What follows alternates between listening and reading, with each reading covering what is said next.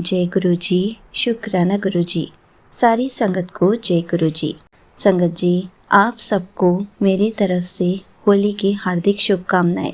आपको पता है गुरु जी के साथ होली कैसे मनाई जाती है, हमें होली की शुरुआत कैसे करनी चाहिए। तो चलिए आज आपको यही बताती हूँ कि हमें सबसे पहले गुरु जी के साथ होली कैसे मनानी है। संगत जी, होली का दिन केवल रंगों का त्योहार नहीं है, यह प्रेम, समर्पण और आशीर्वाद का उत्सव है। जब हम गुरु जी के स्वरूप के साथ होली मनाते हैं तो यह केवल एक परंपरा नहीं रहती, यह एक आध्यात्मिक अनुभव बन जाती है। सबसे पहले होली की सुबह को साधारण दिन की तरह नहीं बल्कि एक पवित्र शुरुआत की तरह लिया जाता है।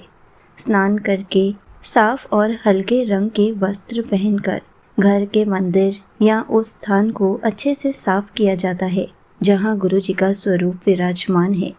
गुरु जी के स्वरूप के सामने एक सुंदर थाली में गुलाल रखा जाता है। बहुत गहरा या भड़कीला नहीं बल्कि सादा और शुद्ध। रंग हमेशा प्रेम का होना चाहिए, प्रदर्शन का नहीं। फिर रसोई में सबसे पहले गुजिया या जो भी मिठाई बन रही हो उसे बनाते समय ही भाव रखा जाता है कि यह पहले गुरु जी के लिए है। जब गुजिया तैयार हो जाती है तो सबसे पहले उसे भोग के रूप में गुरु जी के सामने रखा जाता है। भोग लगाते समय मन में प्रार्थना की जाती है, हमारे घर में मिठास बनी रहे, रिश्तों में प्रेम बनी रहे। गुरु जी का मंत्र जाप किया जाता है, ओम नमः शिवाय, शिव जी सदा सहाय। ओम नमः शिवाय, गुरु जी सदा सहाय।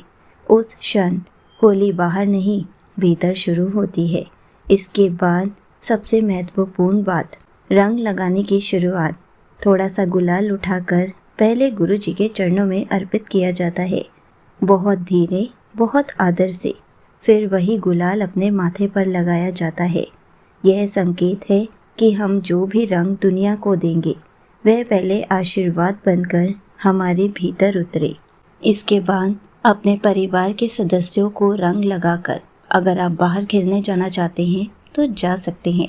संगत जी, रंग जोर से नहीं लगाया जाता, चेहरे पर पोता नहीं जाता, हल्का सा तिलक जैसे आशीर्वाद दिया जाता है। होली का अर्थ उछालना नहीं, जोड़ना है।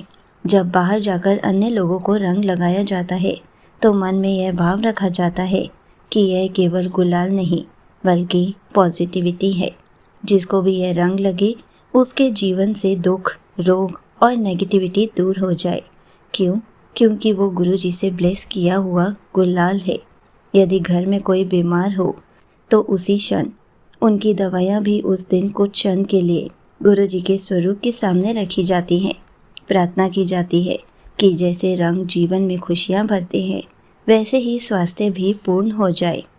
होली के दिन नेगेटिव बातों, डराने वाले संदेशों या अशुभ बातों से दूरी रखी जाती है, क्योंकि जब शुरुआत गुरु जी के साथ हुई है तो कोई बुरा प्रभाव घर में प्रवेश नहीं कर सकता।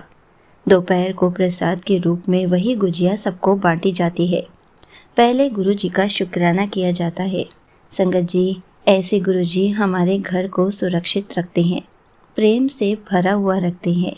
शाम में दीपक जलाकर छोटा सा शुक्राना ज़रूर कीजिए।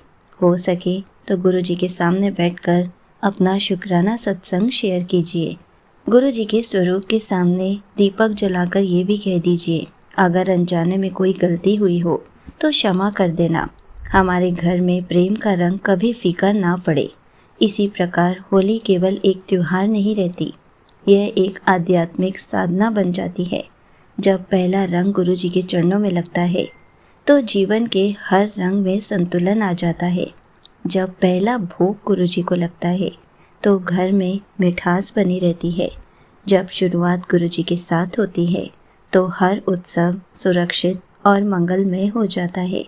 यही है गुरु जी के स्वरूप के साथ होली मनाने का सच्चा तरीका, शांति से, श्रद्धा से और पूर्ण विश्वास के साथ।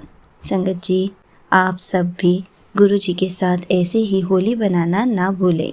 सबसे पहला गुलाल गुरु जी को ही लगाएं और अपने सारे कलर्स को गुरु जी से ब्लेस ज़रूर कराएं, ताकि आप जिनको भी रंग लगाएं उनकी लाइफ पॉजिटिविटी से भर जाए, खुशियों से भर जाए और गुरुजी आपके परिवार को और आपके सारे फ्रेंड्स को हमेशा ऐसे ही ब्लेसिंग्स देते रहें। जय गुरुजी, शुक्राना गुरुजी।